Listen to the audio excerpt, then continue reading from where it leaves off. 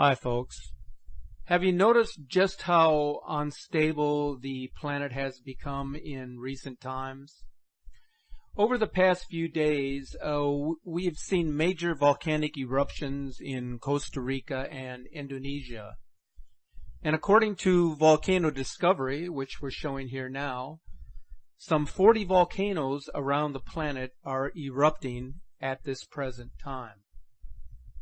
As you can see on this map, the red triangular icons represent the numbers of volcanoes across the globe that are presently active. And then as we begin to scroll down on this web page, you will see the numbers of volcanoes along with the names and the countries that they represent that are presently active. It is somewhere in the range of 40 to 42 volcanoes which are active at this time, which of course is an alarming number. Meanwhile, earthquakes continue to shake the globe with increasing regularity. Just last week, Ecuador was hit by a magnitude 6.7 earthquake and a magnitude 6.8 earthquake in rapid succession. Now, the series of quakes that are happening in Ecuador now are a result of the April 16th quake, which was very devastating to the country. And we'd like to show a video to you now that will show just exactly how strong this earthquake was that occurred on April the 16th. So take a look at this.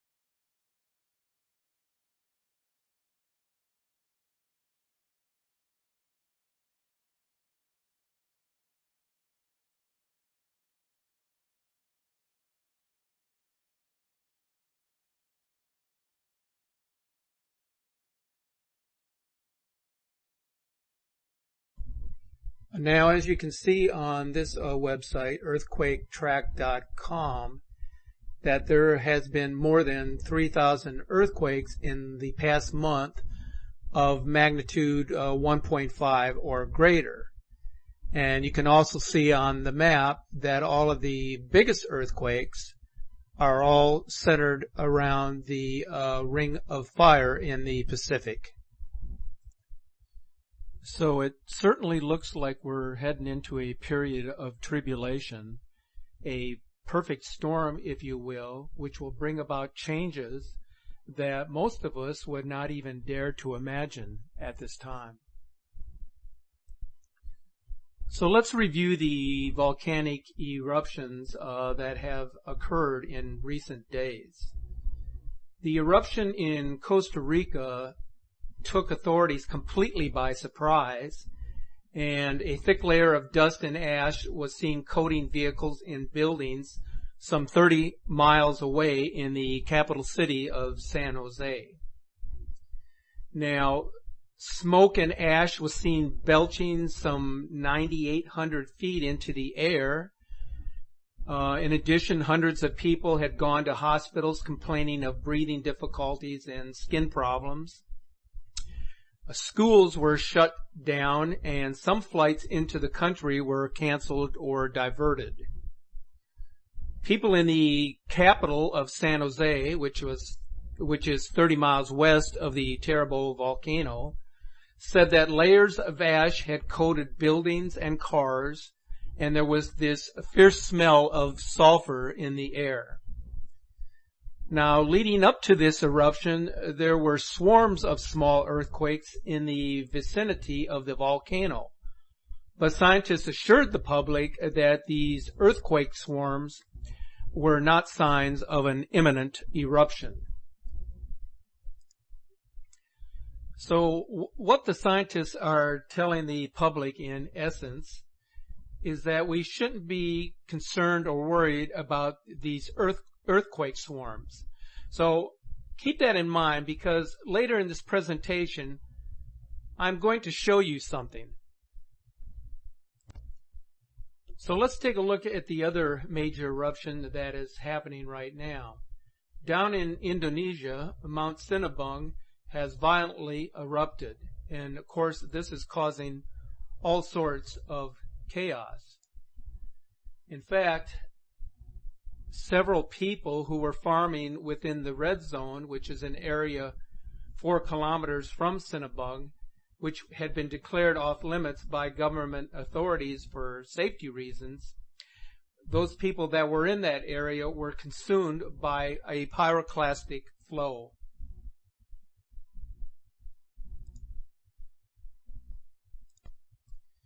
Now take a look at this series of pictures, which will show you just how devastating the eruption of Mount Sinabung in Indonesia was.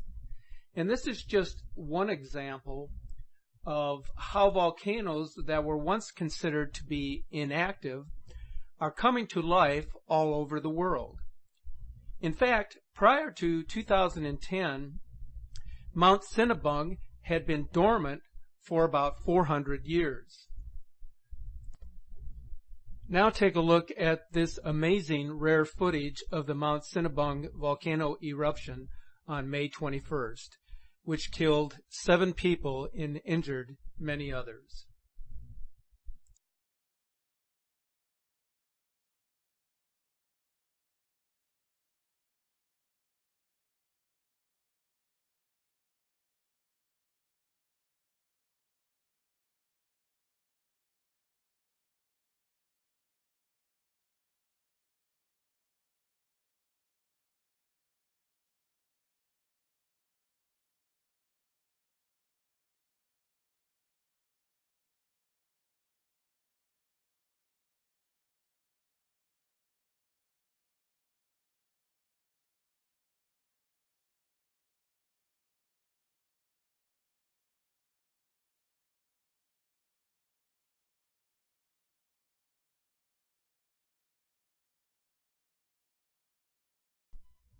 Now, as I had mentioned earlier, just prior to the eruption of the terrible volcano in Costa Rica, there were significant earthquake swarms in the vicinity of the volcano. Well, the exact same thing is happening at 3 major volcanoes in the United States at the present time. So I would like to show you 3 images that came from Google Earth via the Pacific Northwest Seismic Network. Now, the first image shows the earthquake activity that has taken place in the area around Mount St. Helens in recent days. Now, over the past month, there have been 95 earthquakes in the region, and most of them have been centered right along the core of the volcano, as you can see by the circled red area in the photo. Now this next image shows what has been happening at Mount Rainier. Now, Mount Rainier is one of the most dangerous mountains in America, and any type of severe volcanic activity in that area would be devastating to the surrounding area, including the city of Seattle itself. Now, there have been 36 earthquakes at Mount Rainier over the past month. And once again, most of them have occurred right along the core of the volcano. Mount Hood is also a very dangerous volcano. There have been 126 earthquakes in the vicinity of Mount Hood in recent days. And as you can see in this image, that the earthquakes have been centered very tightly on a spot on the south face of the mountain. Now, this is alarming because it was also the south side of Mount St. Helens that violently erupted back in 1980. When major Earth and climate change activity takes place in other parts of the globe, many Americans don't seem to care too much because they don't think that this rise in global Earth and climate change activity is any sort of a threat to them personally. But the truth here is that the entire west coast of the United States lies along the Ring of Fire, and virtually every other section of the Ring of Fire is roaring to life these days. If you are not familiar with the Ring of Fire, just imagine a giant ring that runs around the outer perimeter of the Pacific Ocean. Approximately 90% of all earthquakes and approximately 75% of all volcanic eruptions occur within this area, and the entire west coast of North America is considered to be part of the Ring of Fire. For so long, the west coast has been incredibly blessed not to have experienced a major seismic event. But scientists now tell us that it is only a matter of time. Like the Japanese earthquake and tsunamis in 2011 that killed nearly 16,000 people, seismologists say there is an impending disaster coming this way. 70 miles off America's Pacific Northwest, from Northern California to Vancouver Island, is the fault line known as the Cascadia Subduction Zone, where the oceanic plate is slowly being forced beneath the North American plate. Now, the plate buckles upward and it gets pushed backward like a spring until eventually, after a few hundred years, it just has to let go. Now, for 25 years, Oregon State earthquake geologist Chris Goldfinger has warned of the possibility of disaster. He and other scientists have been collecting core samples of sediment from the ocean floor. They've discovered that major earthquakes happen here an average of every 240 years. The last major Cascadia earthquake was 315 years ago. There's nothing that compares to a magnitude 9 earthquake that North America has experienced in human history, says Goldfinger. Similar to what happened in Japan, FEMA estimates in this case a tsunami could hit some areas within 15 minutes.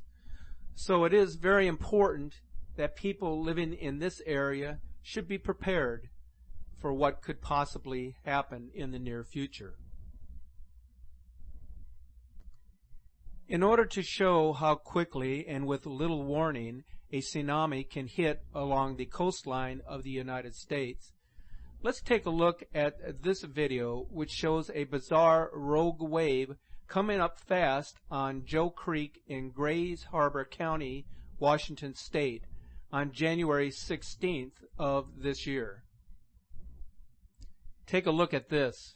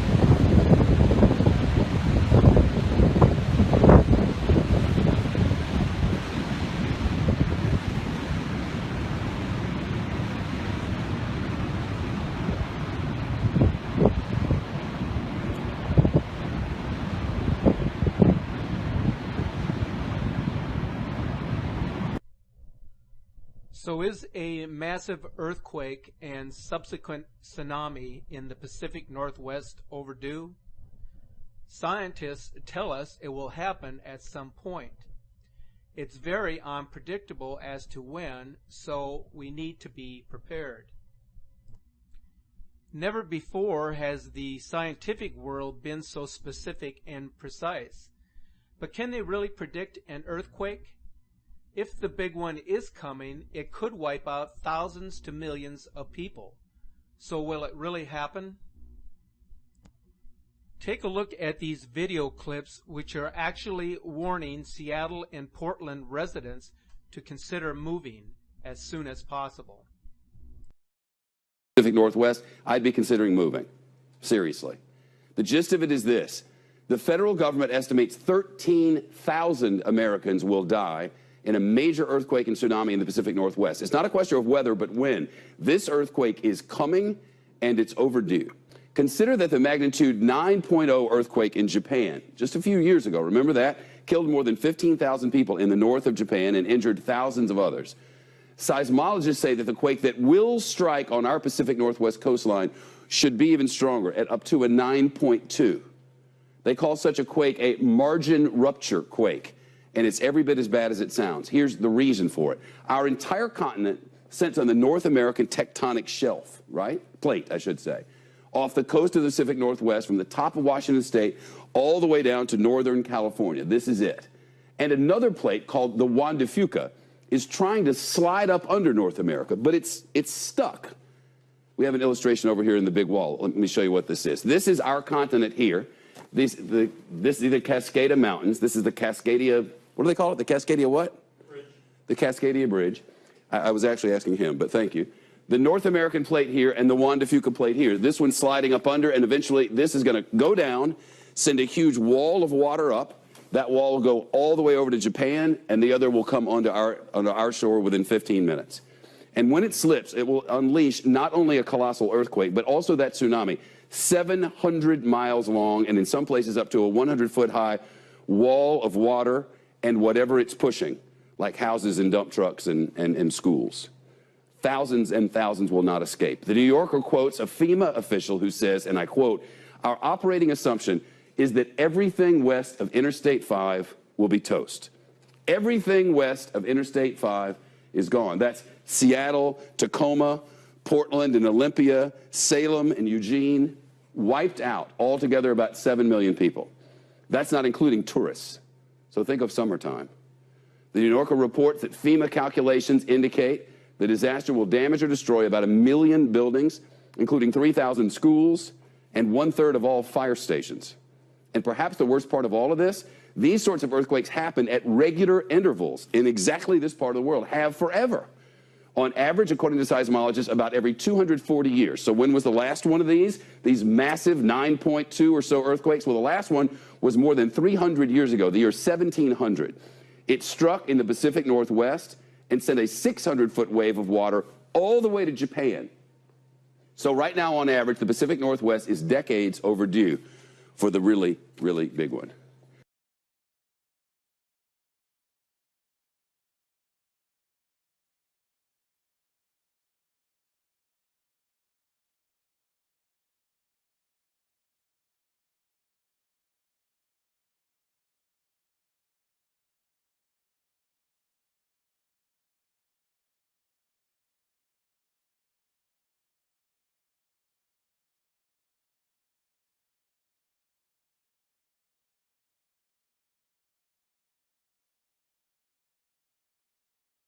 News Science and Futures contributor Michio Kakuka is a physics professor at the City University of New York. Good morning. Morning. So it's overdue. When will it might come? Well, this is the mother of all earthquake faults. It can pack a wallop 30 times that of the San Andreas fault. So forget all the Hollywood hype about the San Andreas fault. We're talking about an earthquake, a 9.0, similar to what devastated northern Japan, which killed over 15,000 people and caused $250 billion in property damage. The last big one was 315 years ago. We think the cycle time is roughly 240 years. Do the math. We are overdue in this calculation with another big one. So there you have it. From what we've been able to garner from the information that is being provided, both state and federal agencies are preparing for what is going to be considered historic earthquakes and volcanic eruptions along the West Coast. In addition, scientists are assuring us that these things are inevitable. In other words, they'll probably happen sooner rather than later.